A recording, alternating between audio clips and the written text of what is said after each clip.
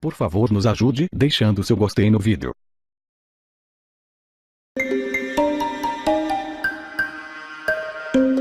Um dos pontos mais polêmicos do interrogatório do ex-presidente Lula ontem pelo juiz Sérgio Moro foi sobre os recibos do aluguel de um apartamento em São Bernardo do Campo. A Lava Jato afirma que o apartamento é de Lula e que um contrato de aluguel foi forjado para justificar o uso do imóvel. Na ação, o ex-presidente Lula é apontado como o verdadeiro dono do apartamento. Segundo as investigações, o apartamento mais um terreno para a sede do Instituto Lula somam 13 milhões de reais em propina paga pela Odebrecht. O ex-presidente nega e diz que a mulher dele, Marisa Letícia, alugou o apartamento para uso da família em 2011. O juiz Sérgio Moro perguntou a Lula como foram feitos os pagamentos do aluguel a partir de então e se ele guardou os comprovantes. Por exemplo, foram feitos depósitos bancários entre 2011 e 2015, esses aluguéis? Foram feitos depósito bancário, não sei como, mas foi feito, foi pagamento. O senhor ex-presidente tem recibos do pagamento desses aluguéis? Deve ter recibo, deve ter. Posso procurar o contador e saber se tem recibo. Salvo engano do juiz, esses recibos não foram apresentados ainda, o senhor ex-presidente sabe o motivo? É isso, eu não sei. Nem sei se já foi pedido para os advogados apresentar. O apartamento está registrado em nome de Glaucus da Costa Marques, que adquiriu o imóvel em 2010. Glaucus é primo do pecuarista José Carlos Bunlai, amigo de Lula. O Ministério Público diz que Glaucus atuou como laranja. Os valores correspondentes aos aluguéis que teriam sido pagos a Glaucus a partir de 2011 constam no imposto de renda de Lula e de Glaucus. O Ministério Público afirma que foi uma manobra para dar veracidade a um falso contrato de locação, porque não encontrou movimentação bancária que comprovasse os pagamentos. Na semana passada, Glaucus da Costa Marques disse que começou a receber o aluguel só em 2015, no mesmo mês em que Bunlai foi preso.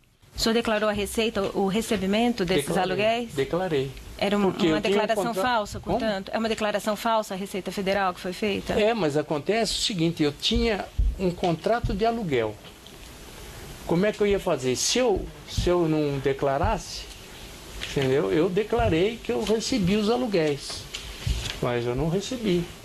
Na audiência, o ex-presidente Lula também negou acusações feitas pelo ex-ministro da Fazenda de seu governo, Antônio Palocci.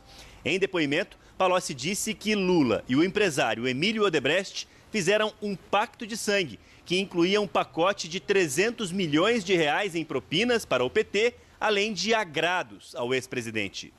O Emílio abordou no final de 2010, não foi para oferecer alguma coisa, doutor, foi para fazer um pacto, que eu chamei de pacto de sangue, porque envolvia um presente pessoal, que era um sítio, envolvia o prédio de um museu, pago pela empresa, que envolvia palestras pagas a 200 mil reais, fora impostos, combinadas com a Odebrecht para o próximo ano, várias palestras.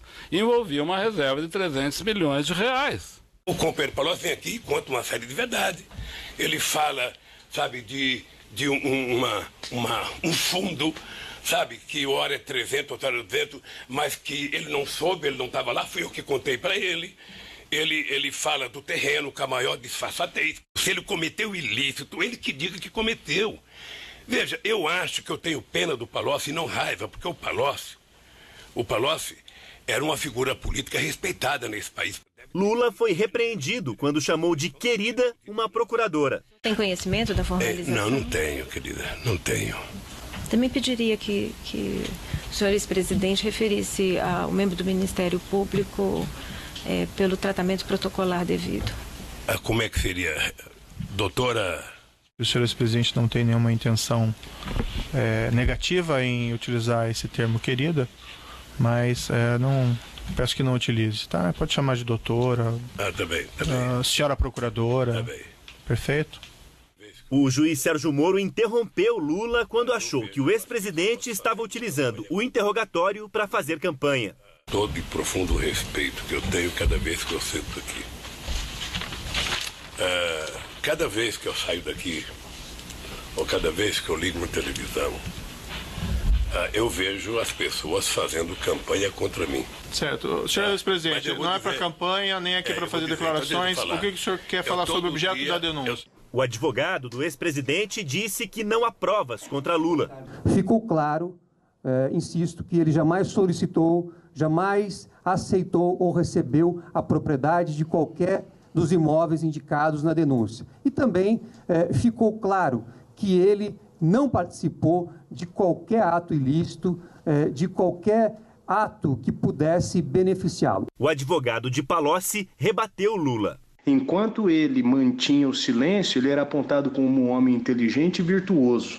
Depois que ele passou a dizer a verdade, o Lula vem com esse chororô. Então, essa é a lógica com a qual ele trabalha. As pessoas que o apontam, que o acusam, mentem. Os documentos que são apresentados são falsos. E vai por aí em diante. Enquanto isso, só ele é que diz a verdade. O Procurador-Geral da República, Rodrigo Janot, encaminhou ao Supremo Tribunal Federal a rescisão do acordo de colaboração premiada dos executivos da JF, Joesley Batista e Ricardo Saldi. O acordo de delação de Wesley Batista continua mantido, mas pode ser rescindido se ficar provado que ele cometeu crime financeiro. Wesley Batista está preso em São Paulo. O ministro Edson Fachin tem agora que homologar a rescisão do acordo de Joesley e Saldi. O procurador Rodrigo Janot afirmou que os dois delatores mentiram sobre fatos de que tinham conhecimento e se recusaram a prestar informações. Janot disse que ficou provado que após a assinatura do acordo em 3 de maio, eles sonegaram, adulteraram, destruíram ou suprimiram provas. O procurador escreveu que o que ocorreu foi o descumprimento das cláusulas que proíbem a omissão deliberada, a má-fé, o dever de transparência entre as partes contraentes.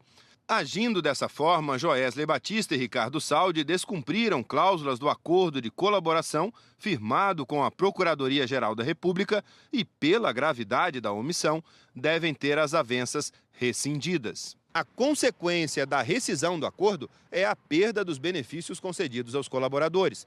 O primeiro efeito é o fim da imunidade dada aos executivos da JF, Ricardo Saldi e Joesley Batista. Por isso, eles também foram alvos da denúncia de hoje do Procurador-Geral contra o presidente Michel Temer. Além disso, será feito um aditamento à primeira denúncia contra Temer por corrupção para incluir Joesley e Saldi por corrupção ativa. O processo de revisão foi aberto depois que os delatores Joesley e Saldi entregaram aos procuradores uma gravação que revelou que eles poderiam ter omitido informações sobre crimes durante o processo de delação. Na gravação, os dois dão a entender que o ex-procurador Marcelo Miller orientou os executivos na negociação do acordo, enquanto ainda era procurador, sem o conhecimento de seus superiores. Na data da gravação, 17 de março, Marcelo Miller já tinha pedido demissão do cargo de procurador, mas ainda não tinha sido exonerado do cargo. Na decisão, Janot afirma que existem trechos no áudio que levam à conclusão de que Marcelo Miller, ainda na condição de procurador da República, auxiliou os executivos da JF a escamotear e manipular fatos e provas, a filtrar informações e a ajustar depoimentos, e que esses fatos significam obstrução à justiça.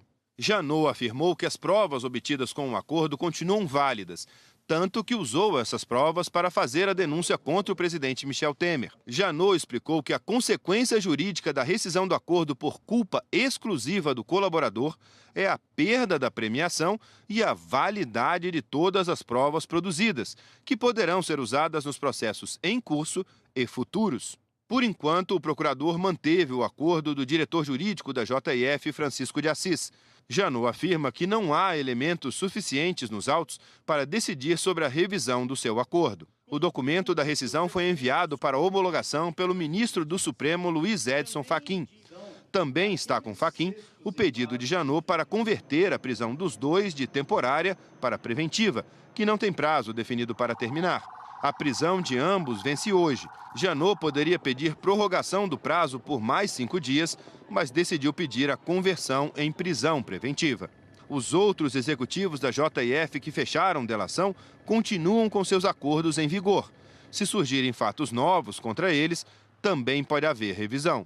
No caso de Wesley Batista, preso em São Paulo por suspeita de lucro ilegal no mercado financeiro, Caso se confirme que ele cometeu esse crime, o fato poderá ser usado para eventual rescisão do acordo dele. A defesa de Joesley Batista e de Ricardo Saldi disse que o procurador usurpou competência do Supremo Tribunal Federal ao querer rescindir o acordo de delação homologado pelo ministro Fachin. A defesa alegou que a Procuradoria agiu sem motivo relevante para contornar críticas à imunidade total concedida aos dois delatores. O advogado Antônio Carlos de Almeida disse que os dois executivos acreditaram na boa-fé da Procuradoria quando firmaram o acordo de delação.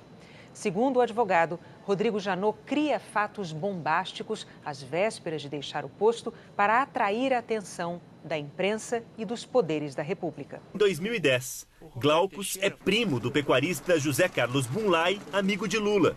O Ministério Público diz que Glaucus atuou como laranja. Os valores correspondentes aos aluguéis que teriam sido pagos a Glaucus a partir de 2011 constam no imposto de renda de Lula e de Glaucus. O Ministério Público afirma que foi uma manobra para dar veracidade a um falso contrato de locação, porque não encontrou movimentação bancária que comprovasse os pagamentos. Na semana passada, Glaucus da Costa Marques disse que começou a receber o aluguel só em 2015, no mesmo mês em que Bunlai foi preso. O senhor declarou a Receita o recebimento desses aluguéis? Declarei. Era uma declaração falsa, portanto? É uma declaração falsa a Receita Federal que foi feita? É, mas acontece o seguinte, eu tinha um contrato de aluguel. Como é que eu ia fazer? Se eu não declarasse, entendeu? Eu declarei que eu recebi os aluguéis, mas eu não recebi. Na audiência, o ex-presidente Lula também negou acusações feitas pelo ex-ministro da Fazenda de seu governo, Antônio Palocci. Em depoimento, Palocci disse que Lula e o empresário Emílio Odebrecht fizeram um pacto de sangue, que incluía um pacote de 300 milhões de reais em propinas para o PT, além de agrados ao ex-presidente. O Emílio abordou no final de 2010, não foi para oferecer alguma coisa, doutor, foi para fazer um pacto, que eu chamei de pacto de sangue, porque envolvia um presente pessoal, que era um sítio, envolvia o prédio de um museu, pago pela empresa, que envolvia palestras pagas a 200 mil reais, fora impostos, combinadas com a Odebrecht para o próximo ano, várias palestras. E envolvia uma reserva de 300 milhões de reais. O companheiro Palocci vem aqui e conta uma série de verdade. Ele fala, sabe, de um fundo, sabe, que hora é 300, outra hora é 200, mas que ele não soube, ele não estava lá, fui eu que contei para ele. Ele fala do terreno com a maior disfarçatez. Se ele cometeu ilícito, ele que diga que cometeu. Veja, eu acho que eu tenho pena do Palocci e não raiva, porque o Palocci era uma figura política respeitada nesse país. Lula foi repreendido quando chamou de querida uma procuradora. Tem conhecimento da formalização? Não tenho, querida, não tenho. Também pediria que o senhor ex-presidente referisse ao membro do Ministério Público pelo tratamento protocolar devido. Como é que seria, doutora? O senhor ex-presidente não tem nenhuma intenção negativa em utilizar esse termo querida, mas peço que não utilize, tá? Pode chamar de doutora, tá bem. Senhora procuradora, tá bem. Perfeito? Como é que seria, doutora? O senhor ex-presidente não tem nenhuma intenção negativa em utilizar esse termo querida, mas peço que não utilize, tá? Pode chamar de doutora, tá bem. Senhora procuradora, tá bem. Perfeito? O juiz Sérgio Moro interrompeu Lula quando achou que o ex-presidente estava utilizando o interrogatório para fazer campanha. Todo e profundo respeito que eu tenho cada vez que eu sento aqui. Cada vez que eu saio daqui, ou cada vez que eu ligo uma televisão, eu vejo as pessoas fazendo campanha contra mim. Certo. Senhor ex-presidente, não é para campanha, nem aqui para fazer declarações. O que o senhor quer falar sobre o objeto da denúncia? O advogado do ex-presidente disse que não há provas contra Lula. Ficou claro, insisto, que ele jamais solicitou, jamais aceitou ou recebeu a propriedade de qualquer dos imóveis indicados na denúncia. E também ficou claro que ele não participou de qualquer ato ilícito, de qualquer ato que pudesse beneficiá-lo. O advogado de Palocci rebateu Lula. Enquanto ele mantinha o silêncio, ele era apontado como um homem inteligente e virtuoso. Depois que ele passou a dizer a verdade, o Lula vem com esse chororô. Então, essa é a lógica com a qual ele trabalha. As pessoas que o apontam, que o acusam, mentem. Os documentos que são apresentados são falsos. E vai por aí em diante. Enquanto isso, só ele é que diz a verdade. O Procurador-Geral da República, Rodrigo Janot, encaminhou ao Supremo Tribunal Federal a rescisão do acordo de colaboração premiada dos executivos da JF, Joesley Batista e Ricardo Saldi. O acordo de delação de Wesley Batista continua mantido, mas pode ser rescindido se ficar provado que ele cometeu crime financeiro. Wesley Batista está preso em São Paulo. O ministro Edson Fachin tem agora que homologar a rescisão do acordo de Joesley e Saldi. O procurador Rodrigo Janot afirmou que os dois delatores mentiram sobre fatos de que tinham conhecimento e se recusaram a prestar informações. Janot disse que ficou provado que após a assinatura do acordo em 3 de maio, eles sonegaram, adulteraram, destruíram ou suprimiram provas. O procurador escreveu que o que ocorreu foi o descumprimento das cláusulas que proíbem a omissão deliberada, a má-fé, o dever de transparência entre as partes contraentes.